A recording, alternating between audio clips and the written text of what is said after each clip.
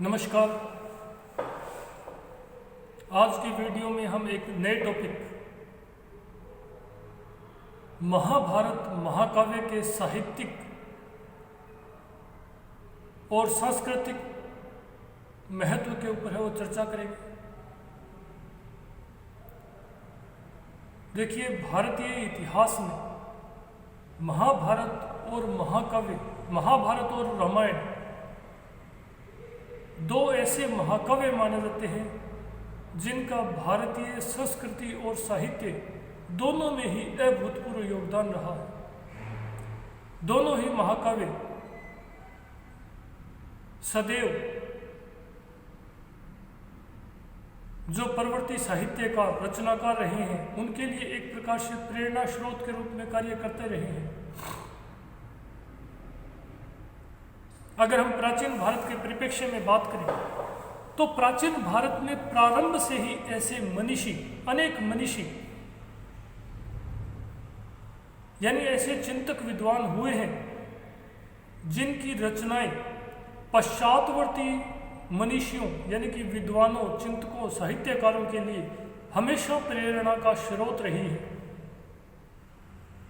और ऐसे ही प्राचीन भारतीय मनीषियों में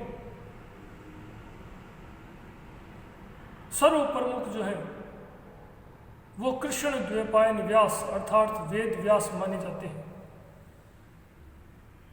कृष्ण द्वैपायन व्यास अर्थात वेद व्यास, जिन्होंने महाभारत महाकाव्य की रचना की।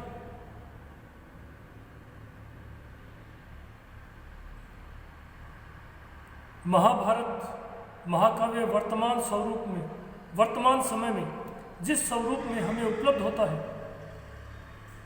वो प्रारंभ से ही उसका स्वरूप ऐसा नहीं था।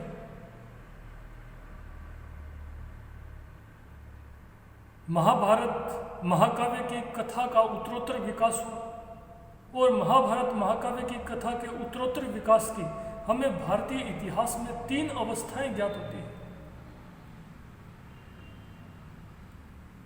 महाभारत महाकाव्य की कथा में प्रारंभ से ही 1 लाख श्लोक संग्रहित नहीं थे।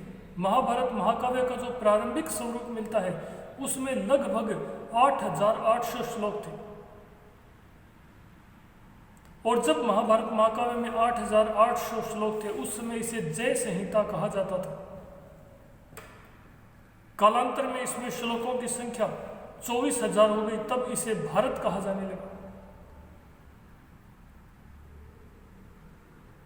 और कालांतर में गुप्त काल तक आते आते महाभारत महाकाव्य में श्लोकों की संख्या बढ़कर 1 लाख हो गई और इसे महाभारत कहा जाने लगा। और श्लोकों की संख्या 1 लाख होने के कारण इसे शत सहस्त्री संहिता भी कहा गया। शत माने 100, सहस्त्री माने 1000,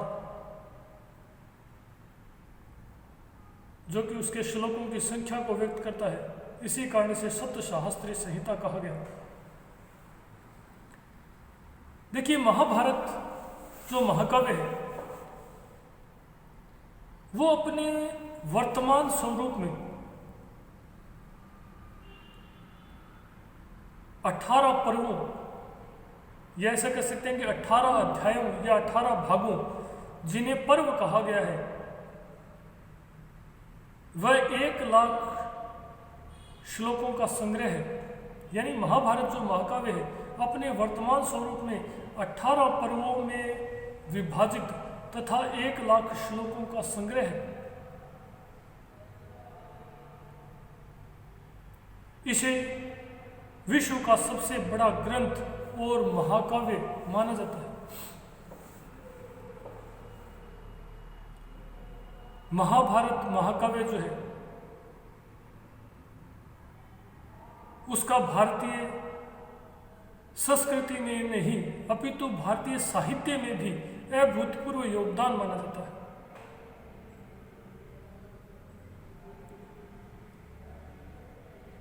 महर्षि वेदव्यास द्वारा रचित यह महाकाव्य या ऐसा कह सकते हैं कि इस ग्रंथ में जो प्रयुक्त की गई भाषा शैली, उसका जीवन दर्शन और इसमें प्रतिपादित जो आदर्श है तथा जो नीति बोध है उसने सदैव पश्चातवर्ती भारतीय संस्कृति और साहित्य के लिए एक प्रेरणा स्रोत के रूप में कार्य किया है। मेरे कहने का तात्पर्य यह है कि महर्षि व्यास अर्थात कृष्णद्वैपायन व्यास द्वारा रचित यह ग्रंथ जो है, यह ग्रंथ एक प्रकार से अपनी भाषा शैली, अपने जीवन दर्शन, प्रतिपादित आदर्शों, नीति बोध आदि के कारण सदैव आने वाले साहित्यकारों के लिए या आने वाले, या ऐसा कह सकते हैं कि जो पश्चातवर्ती भारतीय संस्कृति और जो साहित्य है उसके लिए सदैव एक प्रकार से प्रेरणा स्रोत के रूप में है वो कार्य करते रहे। महाभारत जो महाकाव्य है,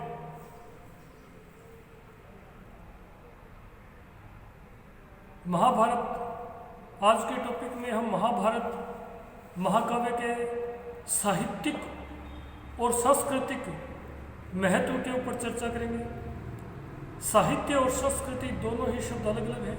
साहित्य में क्या योगदान है और भारतीय संस्कृति के निर्माण में क्या योगदान है महाभारत महाकाव्य का, तो हम पहले भारतीय साहित्य में महाभारत महाकाव्य के योगदान के ऊपर चर्चा करेंगे। तत्पश्चात हम भारतीय संस्कृति में महाभारत महाकाव्य के महत्व के ऊपर चर्चा करेंगे। तो पहले हम भारतीय साहित्य में महाभारत महाकाव्य के योगदान या ऐसा कह सकते हैं कि उसके महत्व के ऊपर चर्चा करेंगे। देखिए, हम सभी जानते हैं कि साहित्यिक दृष्टिकोण से भारत में दो ही महाकाव्य माने जाते हैं, महाभारत और रामायण।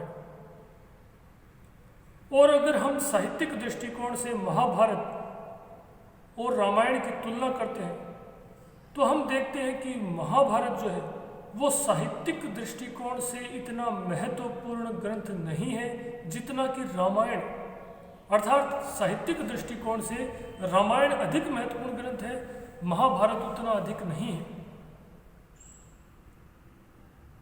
साहित्य की विभिन्न विधाओं के दृष्टिकोण से, जैसे कि विभिन्न भावों, भाषा शैली, प्रकृति चित्रण, नारी सौंदर्य के वर्णन, छंद, रस व अलंकारों के प्रयोग की दृष्टि से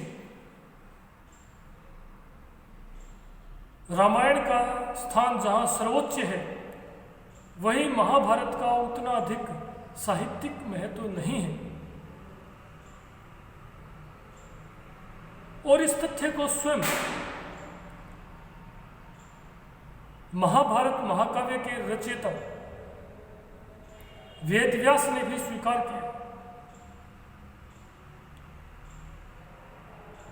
स्वयं महर्षि वेदव्यास ने इस ग्रंथ के प्रणयन अर्थात रचना का उद्देश्य बताते हुए महाकाव्य के प्रारंभ में लिखा है कि हस्तिनापुर के कुरु वंश का इतिहास कथन कर पांडु पुत्रों की कृति बढ़ाने के उद्देश्य से इस महाकाव्य ग्रंथ की रचना की गई है। अर्थात स्वयं वेदव्यास इस ग्रंथ के रचना के उद्देश्य को ग्रंथ के प्रारंभ में ही स्पष्ट करते हुए कहते हैं कि इस ग्रंथ की रचना का उद्देश्य एक प्रकार से हस्तिनापुर के कुरु वंश का इतिहास बताते हुए पांडु के पुत्रों की कृति को बढ़ाना है, न कि साहित्य के दृष्टिकोण से उसके महत्व को लक्षित करना।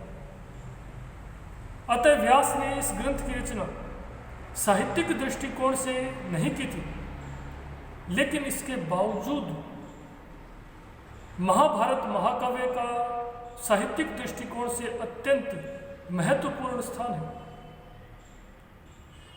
और महाभारत महाकाव्य के साहित्यिक महत्व को हम विभिन्न बिंदुओं के अंतर्गत समझ सकते हैं। अगले वीडियो में हम चर्चा करेंगे शेष बिंदुओं के ऊपर। धन्यवाद।